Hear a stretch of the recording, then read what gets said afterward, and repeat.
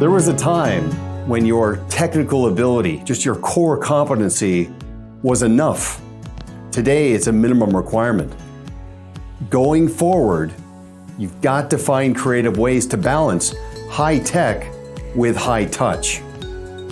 As you know, client relationships are dynamic. Critical life events, moments of truth, and milestones occur in your client's life as the relationship unfolds. You've got to find creative ways to pay tribute. Birthdays, anniversaries, and other celebrations require that you send a thoughtful, tasteful card to show them that you're paying attention. And it goes deeper. Think about how you welcome a new client as part of your onboarding process. Think about how you say thanks for an introduction when you receive a referral. And even beyond that, cards that have symbols that explain and show your clients not just what your value is, but what it does. Our friends at Lavish Cards have created an impressive array of very tasteful greeting cards. And I encourage you to visit lavishcards.com. There are no better cards in terms of impact and lasting shelf life.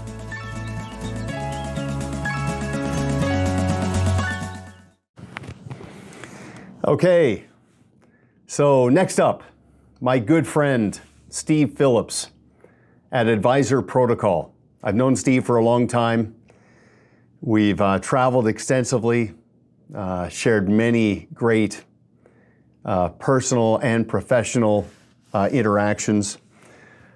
Steve, like our entire curricula, or faculty rather, of professionals in the summit, takes all things practice management and client acquisition very seriously. And in this conversation, Steve's going to talk about your brand as a voice of reason going forward. Branding is often misunderstood, but in terms of achieving professional contrast, so that you don't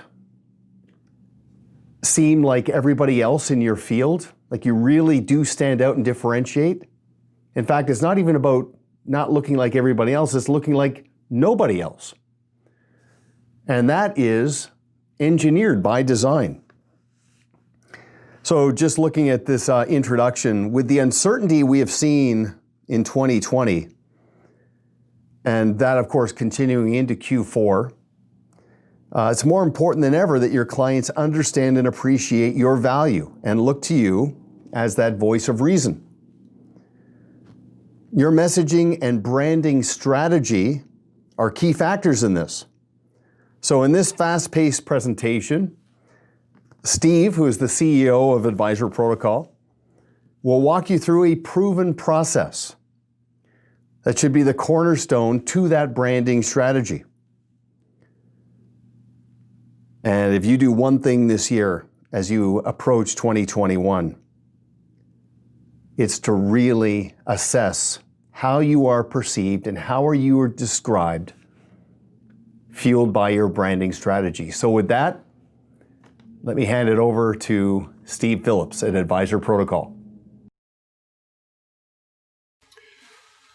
Hey, D-Mac, that's great. Thanks again for another stellar introduction, and you're always so gracious about our relationship and the time together.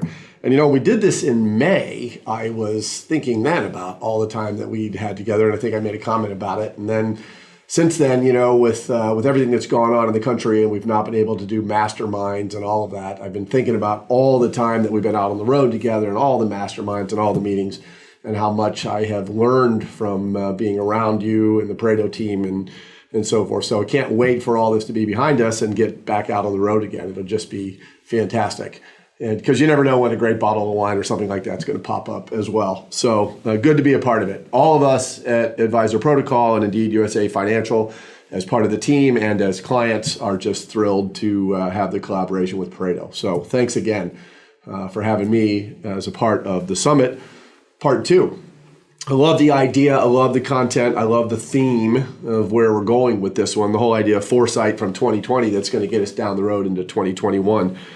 And I thought what we would do, so in May, when you think back, from an advisor's perspective of what was going on in May. And obviously COVID was on us, and we were seeing lockdowns and all of that kind of stuff. And we at Advisor Protocol had done some work with already, certainly with our advisors, a deeper dive as to how to connect with clients and so forth, but we had yet to hear from clients.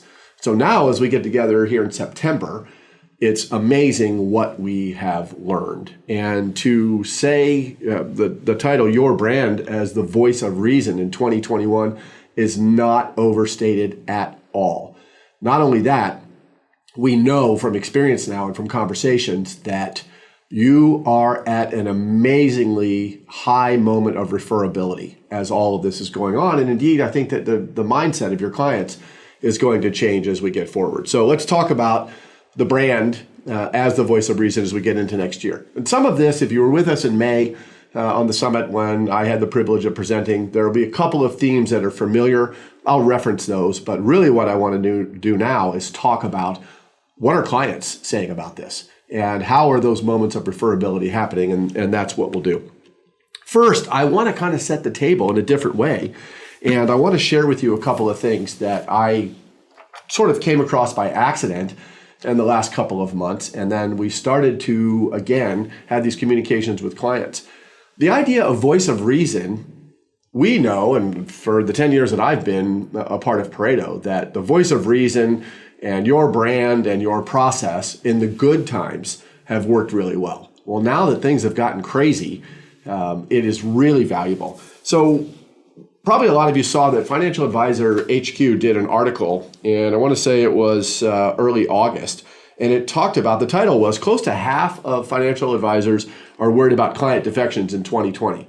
Now, I'm referencing this for a reason, because your brand as the voice of reason speaks to the communication that you have with clients and prospects. And of course, that is foundational to everything that you do at Pareto. How are you communicating? How are you creating professional contrast? Well, here's what's really interesting. This article, and here it is up on the screen, as you can see, first of all, mentioned digitally enabled advisors. And I think so many of you are participating in that. Could be with Idea Decanter and some other of the Pareto partners, or doing it on your own, but getting in front of clients in a virtual manner, and it's having an impact. And of course, the article quotes it here, that open rates on digital communications up 20%. What we want to make sure, though, is what we're saying, and we'll get to that a little bit later when the clients do open that. Here's what's interesting. If you drop down to the middle of the article, traditional advisors are apparently running into difficulties. 37% are worried they'll lose clients because of a lack of communication. Huh? Lack of a communication? What is this? I was sort of stunned when I read this article, and I thought, lack of communication. What are the clients checking out? Where is the lack of communication happening? And as we dig deeper, we're finding out that it's happening from the advisor side. And it goes on. 52% of traditional advisors are worried about clients dropping them during the pandemic. Things are tough. I'm tired of my advisor. Let's just get rid of him or her. What are we talking about here? Everything that we do at Advisor Protocol, what we've learned over the years is that there's what I call a human nature component to all of this. And what I think has happened is, listen, this isn't 08, 09. This is a whole different thing than a financial crisis a decade ago. This is people losing jobs. These are people getting sick, and people are dying, and food lines and all these types of things. And I think that there's a component in our advisor community and in our industry, and we've sort of run out of things to say. I don't think that your clients are dropping you because they're just, pandemic, we're doing this, and we're dropping our advisor. I think it's coming from a lack of communication. So let's address that. And it goes on, the bottom, check out the bottom.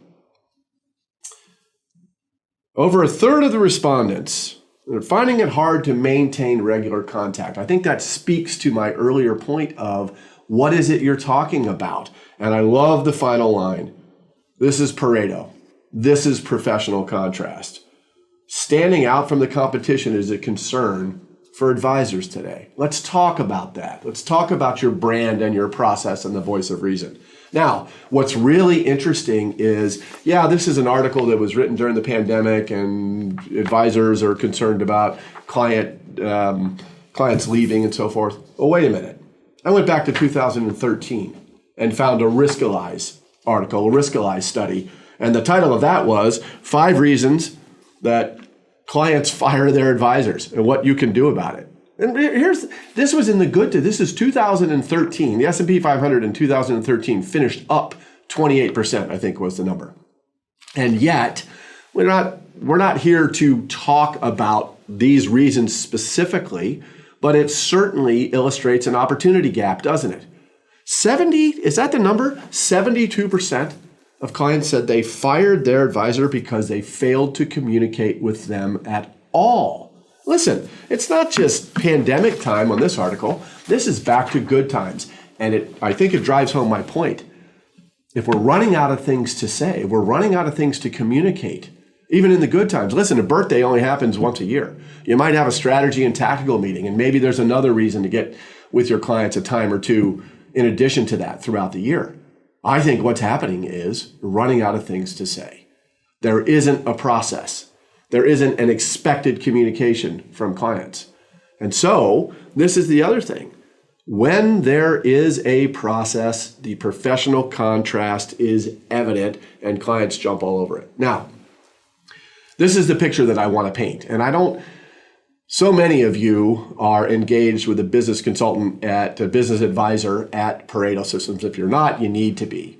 And this is what I have on the screen now is some of the foundational work. I'm going to just mention the loyalty ladder for a minute. And the reason that I'm mentioning this is not to do any coaching or consulting, but to point out what we know is happening with advisors that are communicating in a meaningful way to clients right now and will through the rest of this year and into 2021. And first of all, listen, you've all done this work with your business advisor. Take a look at the number of households, divide it into the loyalty ladder, customers, clients, advocates. You see the descriptions there of those groups. You know what they are. Now, I'd say this, the average size firm that we deal with on the advisor protocol side is about 200 households. Some are bigger, some are smaller, falls right in the middle as the average, 200 households. There's how the numbers would break out. 60 customers, 130 clients, 10 advocates. No disrespect to the customers or clients, but let's jump right to the advocates. And here's why. What we're hearing is that we actually have advisors that are reprinting business cards saying appointment by introduction only. They're so busy getting introductions from best clients that they simply cannot or don't have to worry about other means of client acquisition. There aren't any workshops, there aren't any seminars. Obviously, the in-person stuff's dead in the water right now anyway. So let's focus on the advocates. If you communicated in a meaningful way, and right now in 2020 and into 2021, clients recognize that, man, this feels different. This sounds different. There are meaningful words here. It's not just, hey, checking in, the market's coming back, you're feeling good. No, it's deeper than that. And the question I have for you is of 10 advocates between now and the end of the first quarter of next year, and that's not a stretch. It's not too short a time period. If your 10 advocates only duplicated themselves one time each, and we know that the average is much higher than that. But if your advocate clients duplicated themselves one time each between now and the end of the first quarter of 2021, what happens to your practice? It's obvious. Now, we can have those conversations later. You can take that up with your business advisor. You've got some serious things to consider, all positive things. And I don't even want to get into the 130, the movable middle. Your clients, how many of those people also empower you fully. The only difference from being an advocate is they don't introduce anyone. How many of the 130? 10%, 13, 5%, 6 of them are a razor's edge away from being able to introduce you and talk about you in a compelling manner. And now what happens? Here's the whole thing about communication. Make it meaningful. Make it personal. Have it just be obviously filled with professional contrast, and things are going to happen. And clients now, the radar is up. And we know this from interaction with clients. They're listening, they're paying attention. It's about your process. Now listen, this is a little bit of review from the May Summit. What we do at Advisor Protocol is we don't sell you stuff. We're not selling you a process. I'm going to share with you our process to find the soul of your business. Because here's what happens. And again, you remember that this really is about people, practice, process. As I've heard a million times from Duncan, and you've heard it from Duncan, and you've heard it from your business advisor. The people at the organization, fantastic. Your practice, everything that you're doing, fantastic. It's the process. Remember, we want to, especially now during these times, remind your clients that trusting just the people in the practice isn't enough. We appreciate that, it matters, but how they're going to describe you is connected to the process. So what you see here is their logos. But again, as a refresher, they're about as much a logo as the Nike swoosh is a logo. It is a logo, but more importantly, it's the outward-facing representation of a deeply seated brand that means something, especially in moments of crisis. And I could spend hours and hours and hours. Tyler and Duncan would kill me. I could go on for 4 hours and telling the personal stories that each of these processes and logos represents. And how in the last several months while the pandemic is going on, clients are responding to it. Great to hear that. Fantastic reminder. I have a friend, a family member that needs to have some communication like this that they're not getting, okay? So, quickly as a review, how do we do that? Listen, you've created your value proposition as a means of a short, impactful communicator as to who you are, what you do, your ideal client.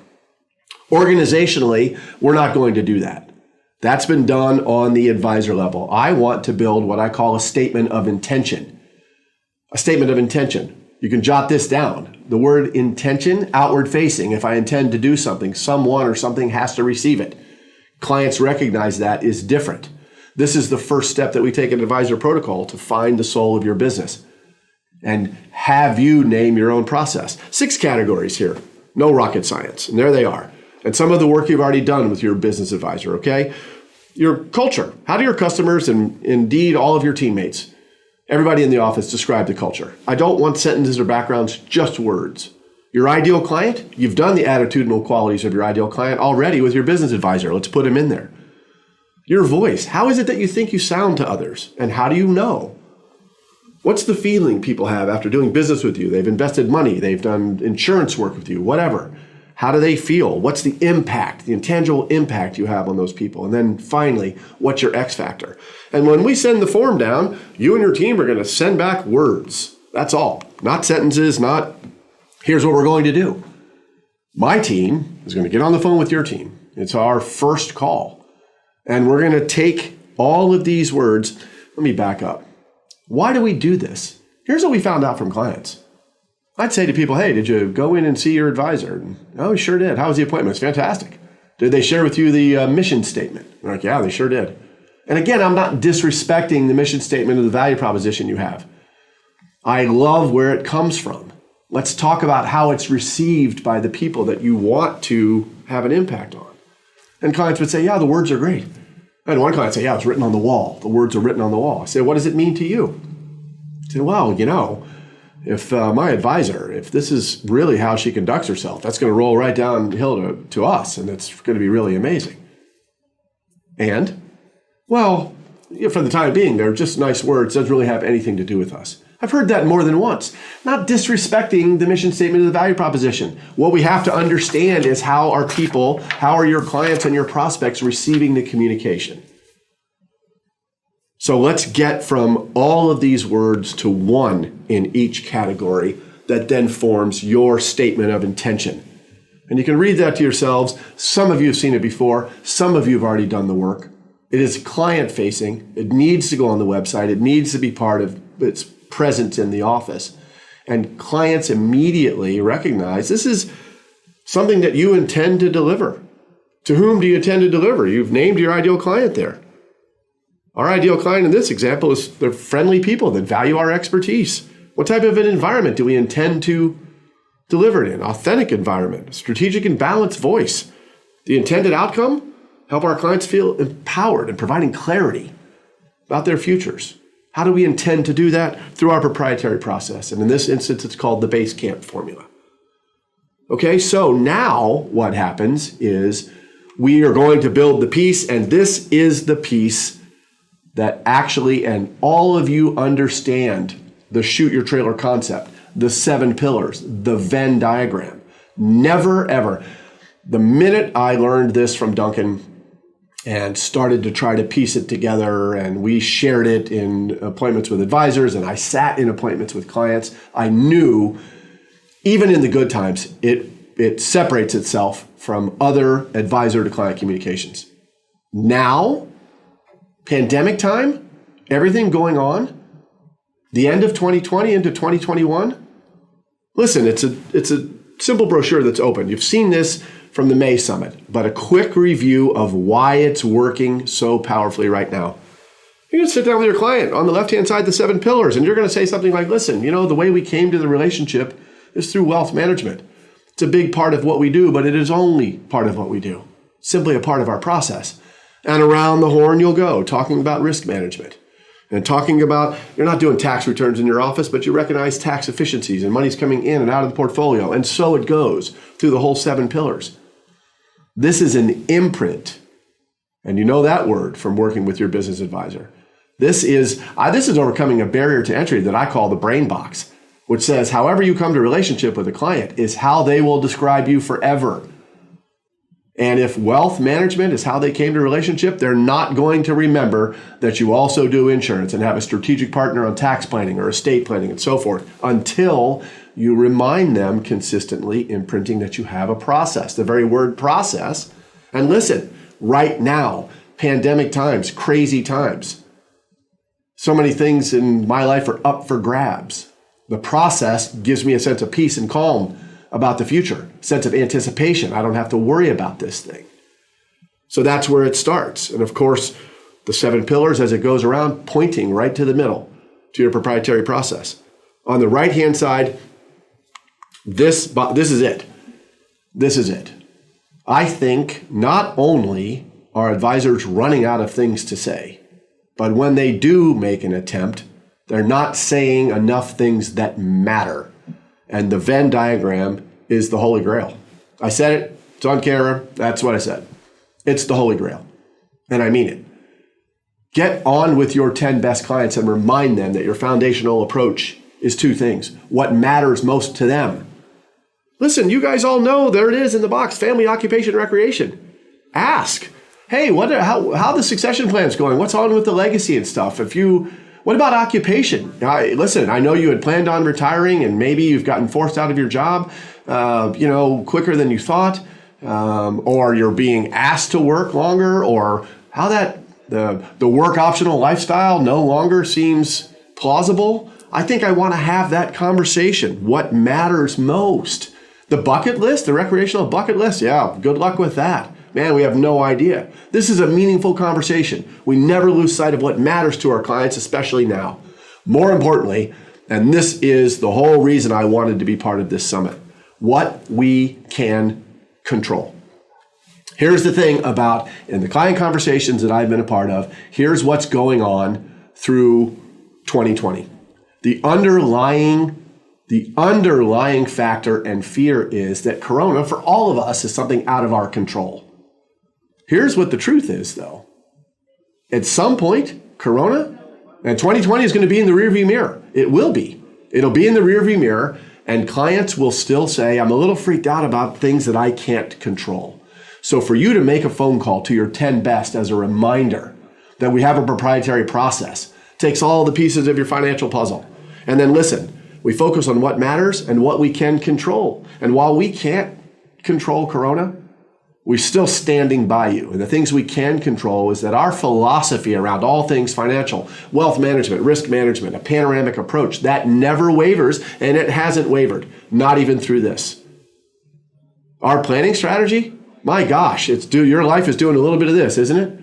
As your life unfolds, your needs evolve, and everything's changing, guess what? Our planning strategy right along with it. And finally, all of that remains intact because we lean on a proprietary process. All the pieces. We're not winging it. We have experience. And while we've not been through a pandemic before, this too does not freak us out. I can tell you something. I'm going to just leave this on the screen here for a second. This has been the most meaningful conversation. And literally, you can hit me up. A lot of you know where to find me. Send me an email. I'll line you up with advisors. that will share how referable. We had a guy that went through our program, our Pareto program, the advisor protocol version, and in the first 45 days after he completed it and did an ideal client reception, I'll touch on that in a minute, he got 13, in 45 days, 13 of what he described perfect ideal client introductions, 2 of which came from his longest tenured client, who'd been with him for 11 years and had never introduced anyone. I consider this guy the most referable guy I've ever worked with. We got on a conference call with him in May, and he said, I just can't keep up with it. I thought I was getting all the referrals I could possibly get. They just keep coming. We said, what's up? He said, I'm making phone calls, and I'm sending out a digital version of the Shoot Your Trailer brochure. I'm reminding clients, we're not freaked out. You guys get it. I don't have to belabor the point. It's right there. And you can take both of these articles and just put them in the shredder. And put your competition in the shredder with them. Because your competition, it's a human nature component. They're avoiding, I sort of understand it. We don't have any history here. I don't know what to say to my clients. People are freaking out. I can't fix it. You don't need to fix it. You just need to communicate that our process is the difference maker. And I'm sure that makes sense to all of you. And with your business advisors that you're working with, you can just line the process up and get in stride with the communication. Finally, one last idea is around the ideal client. And this is something that I referenced also in the May summit. And I want to touch on it again just briefly to say this. In a virtual environment, a digital environment, we know that getting an ideal client reception together, you know what we have advisors doing? You could send a bottle of wine to every house. If it's 10 people coming to an event, send the bottle of wine. Figure out the menu and have the food delivered and have everybody get on. It's a pretty amazing, that's a little bit thinking outside the box, and it works. And we'll build the brochure for you. And you can deliver that digitally. And as you know, just quickly, the brand imagery is all there. On the inside, let me tell you something. Right now, here's an additional thing to communicate. Who are your ideal clients? What makes them so? You've done this work with your business advisor. We'll capture it and put it in a brochure. And it's pretty fantastic. People love to read about themselves, especially if it's awesome. And then the rule of 52, birds of a feather. Hey man, I'm hanging out with people that are just like me. And if you describe me as an ideal client, sent me a bottle of wine to my house, got the nice hors d'oeuvres shipped over, there's 10 other cool people on this thing. This is fabulous, man. I got a couple other people that are just should have been on this. They're ideal. We know it's happening. We know that the introductions are coming. So get your brand in place.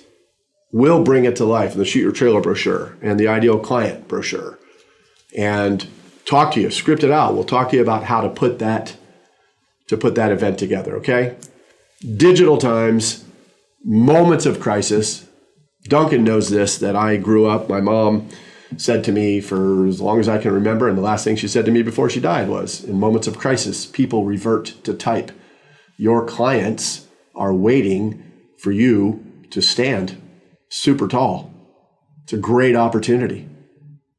Let's help you do that, okay? Now, quickly, you guys are doing the work with your business advisor. I think that our loyalty ladder worksheet is something that we've kind of done on the side, advisor protocol. I know that you're doing, obviously, the ideal client worksheet with your business advisor, the attitudinal qualities, all of that. There's a conversation around the loyalty ladder. If we can help by sending out our little worksheet, you see it described right there. Who are your customers? What percentage? What's the number?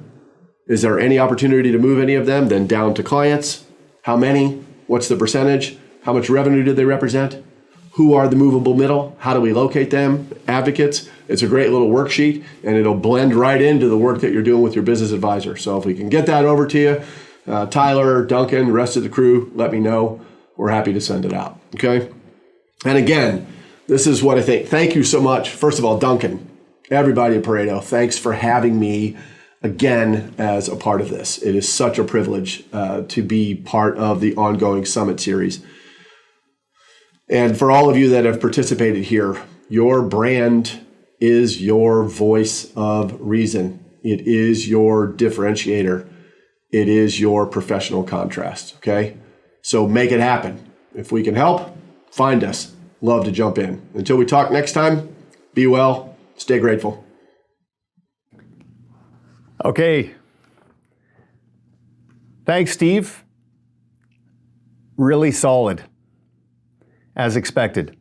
And I too kind of miss some of the travel that I would do as part of my role traditionally and our interactions together.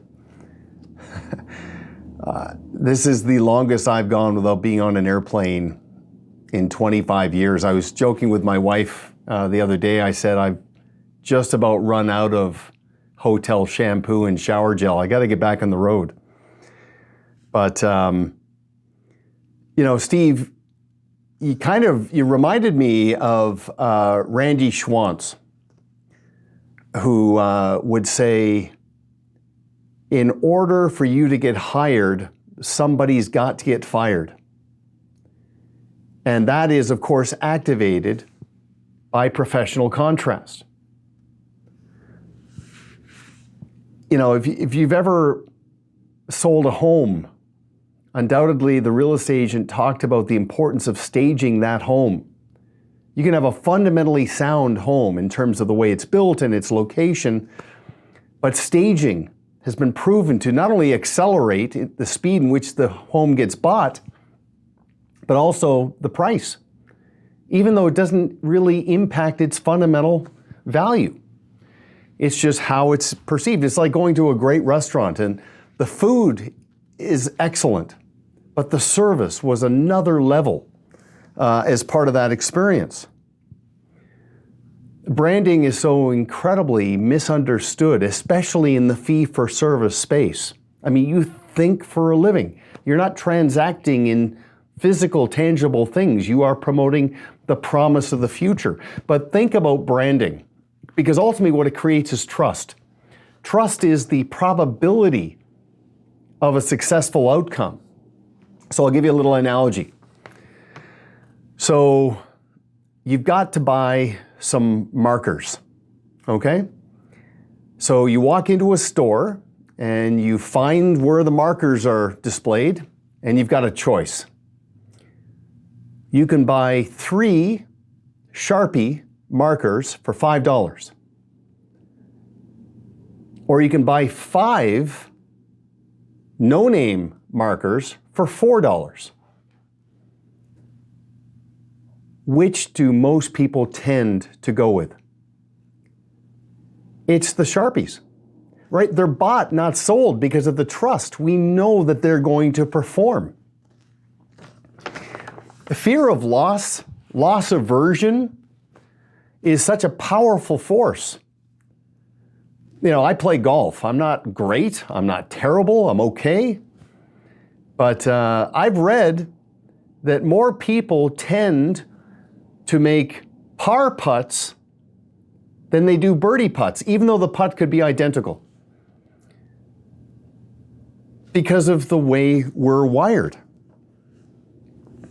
So I guess my point there is understanding branding and deploying a strategy as laid out by Steve helps a prospective client understand the contrast between their current provider and your value, and helps them come to their own conclusions. It helps an existing client or a strategic partner articulate your value more persuasively from the standpoint of advocacy, right? Literally to the point where I feel I'm doing my friend a disservice by not introducing them to you. So Steve outlined some real tools for attracting new clients and being especially that digitally enabled advisor.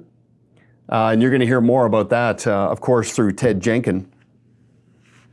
But I really like that comment around running out of things to say and not winging it around communication, but being really deliberate, really intentional, really process-driven. So, of course, feel free to reach out to Steve directly. He's part of the Pareto Coaches Network. Just an absolute master of practice management and client acquisition. Those worksheets you described and your process to help people understand where the refinements need to occur in the branding strategy are profound. So, of course, Steve, thanks for that. Very well done, and we'll cross paths soon, I'm sure. There was a time when your technical ability, just your core competency, was enough. Today, it's a minimum requirement. Going forward, you've got to find creative ways to balance high tech with high touch. As you know, client relationships are dynamic. Critical life events, moments of truth, and milestones occur in your client's life as the relationship unfolds. You've got to find creative ways to pay tribute. Birthdays, anniversaries, and other celebrations require that you send a thoughtful, tasteful card to show them that you're paying attention. And it goes deeper. Think about how you welcome a new client as part of your onboarding process. Think about how you say thanks for an introduction when you receive a referral.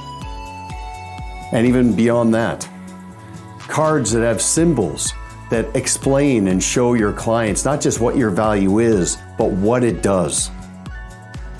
Our friends at Lavish Cards have created an impressive array of very tasteful greeting cards.